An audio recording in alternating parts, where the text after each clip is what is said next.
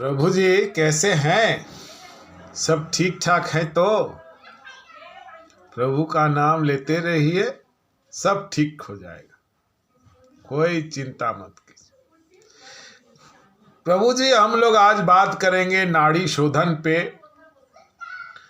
और नाड़ी शोधन इतना जरूरी क्यों है। बिना नाड़ी शोधन किए आप आध्यात्म के चरम सीमा पर जा ही नहीं सकते। नाड़ी शोधन बिना आप किसी भी तरह से अध्यात्म को जान नहीं सकते और परम तत्व तक नहीं जा सकते।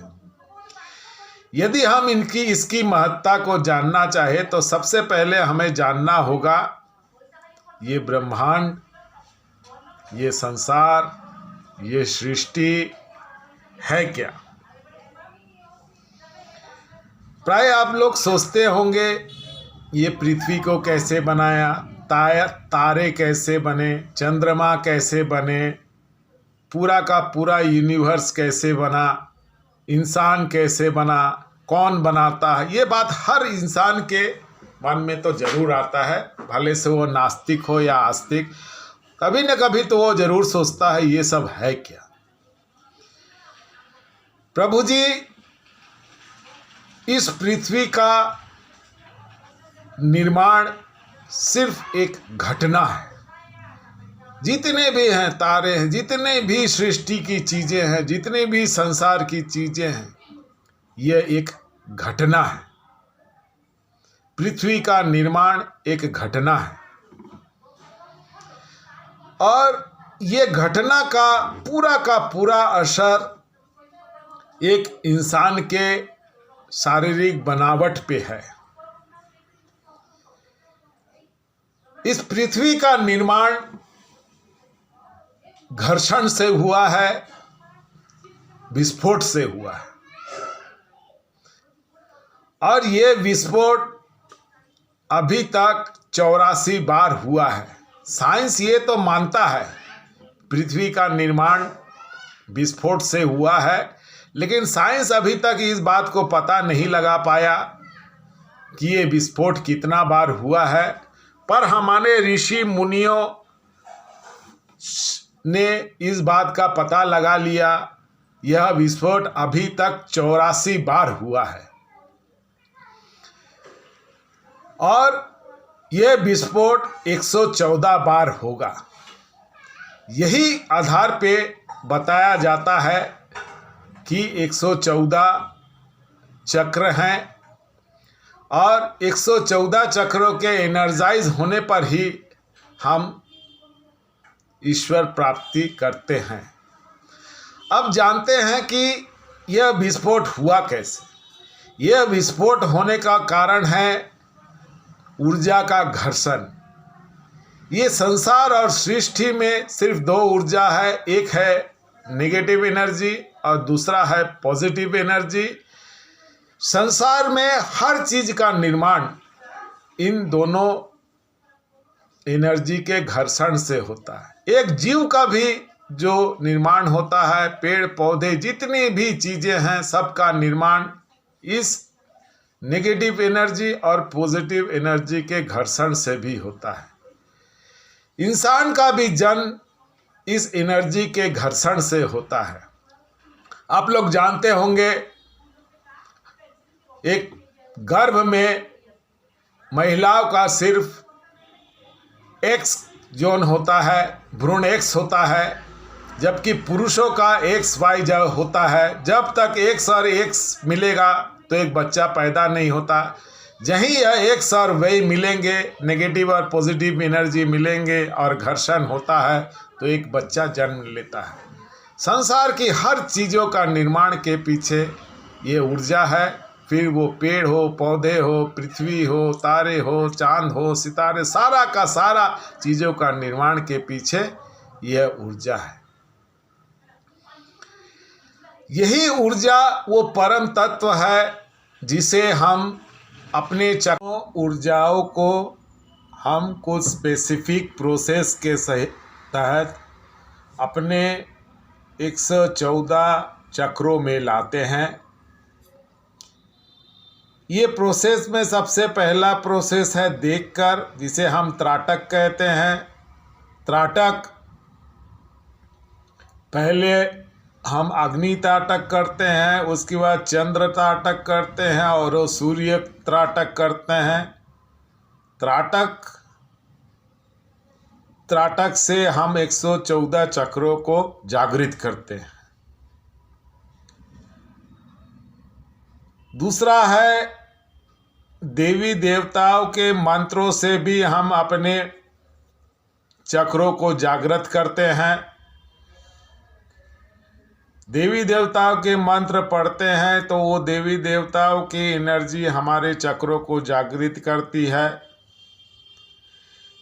तीसरा प्रोसेस है सुनकर, जिसे हम नाद कहते हैं। ये भी यूनिवर्सल साउंड है। इसे हम एक स्पेसिफिक प्रोसेस के तहत देखते हैं, थर्ड आई में सुनते हैं और अपने 114 चक्रों को जागृत करते हैं। और चौथा प्रोसेस है तंत्र और अघोर पंथ। इसमें भी स्पेसिफिक प्रोसेस के तहत हम अपने चक्रों को जागृत करते हैं। तो इन चक्रों को एनर्जाइज करने के लिए 4 प्रक्रिया है। सबसे पहला है देख के, जिसे हम त्राटक करते हैं। दूसरा है देवी देवताओं के मंत्रों को पढ़ के। तीसरा है सुन के, जिसे हम नाद कहते हैं। चौथा है आपका तंत्र और अघोर पंथ। अब हम इन एनर्जियों को अपने चक्रों में लाते हैं। लाने के बाद ही हमारा नाड़ी शुद्धिकरण का प्रक्रिया शुरू होता है। नाड़ी शुद्धिकरण में हमारे 72,000 नाड़ियाँ होती हैं। 36,000 दाईं ओर और 36,000 बाईं ओर। 114 चक्रों में हमारा एनर्जी रहता है। जब हम नाड़ी शोधन प्रक्रिया करते हैं, जिसे हम अनुलोम विलोम कहते हैं। जब हम अनुलोम विलोम करते हैं तो सांस नाड़ियों में चलती है और चक्रों में दबाव पड़ता है। तो यह नाड़ियों के माध्यम से ईड़ा और पिंगला में बहती है। दाहिनी ओर है पिंगला नाड़ी और बाईं ओर है ईड़ा नाड़ी। बाईं ओर ईड़ा नाड़ी को हम चंद्र नाड़ी और सूर्य नाड़ी भी कहते हैं। जब हम नाड़ी शोधन करते हैं तो यह ऊर्जा हमारे 72,000 नाड़ियों से ईड़ा और पिंगला में आती है। हमारे बाईं ओर है ईड़ा नाड़ी, दाईं ओर है पिंगला नाड़ी। इसे बाईं ओर में जो एनर्जी रहती है उसे हम नेगेटिव फोर्स कहते हैं। दाईं ओर जो एनर्जी रहती है वह पॉजिटिव फोर्स होती है। यह क्रमशः ईड़ा और पिंगला से मूलाधार में जाती है और मूलाधार में जब नेगेटिव और पॉजिटिव एनर्जी का घर्षण होता है, उससे जो ऊर्जा पैदा होती है वही कुंडलिनी शक्ति को आपको शिव तत्व या परम तत्व में विलीन करता है।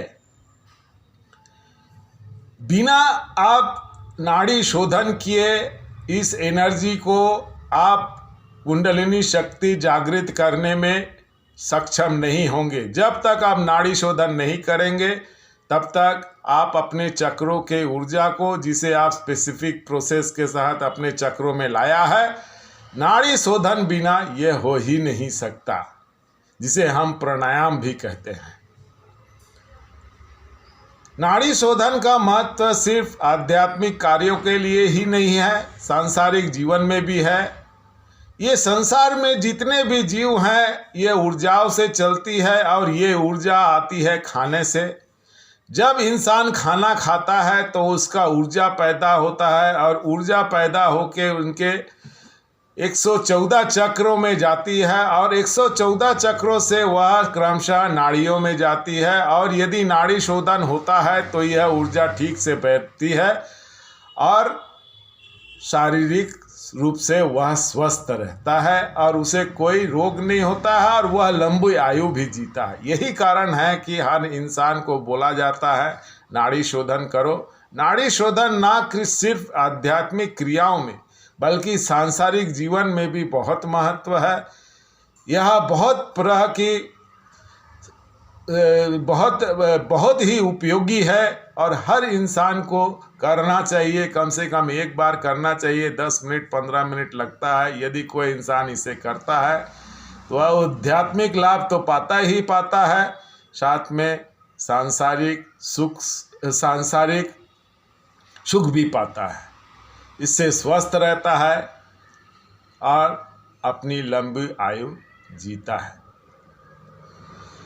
तो प्रभु जी, आशा करता हूँ मैं आप लोगों को नाड़ी शोधन के बारे में सब चीज़ें बताई, आप समझ गए होंगे। प्रभु जी, मेरे चैनल को सब्सक्राइब कर दिया कीजिए, लाइक कर दिया कीजिए, शेयर कर दिया कीजिए और नोटिफिकेशन को ऑन करके रखिए, जिससे आपको मैं जो भी वीडियो बनाऊं आपके पास नोटिफिकेशन चला जाए और आप भी इन सब चीज़ों को जान सकें। आशा करता हूं आप सब कुशल रहेंगे। प्रभु का नाम लीजिए, भगवान सबका भला करे। धन्यवाद।